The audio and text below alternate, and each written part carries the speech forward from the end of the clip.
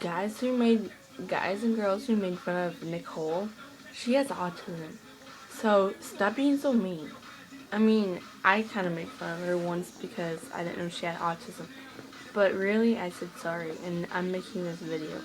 You guys need to stop making fun of her and start apologizing because she just came out with that autism awareness, and it's pretty sad because I have a girl in my neighborhood that has autism, and I'm pretty nice to her.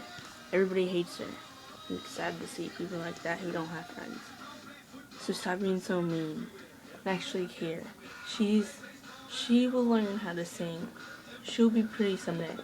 Then when you want to date her, she won't date you. Because she'll be like, why not?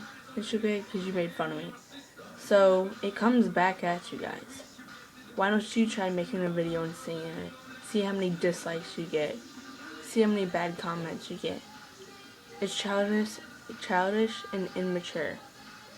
It's pathetic to see somebody do that to a person who has autism. You guys really need to quit it.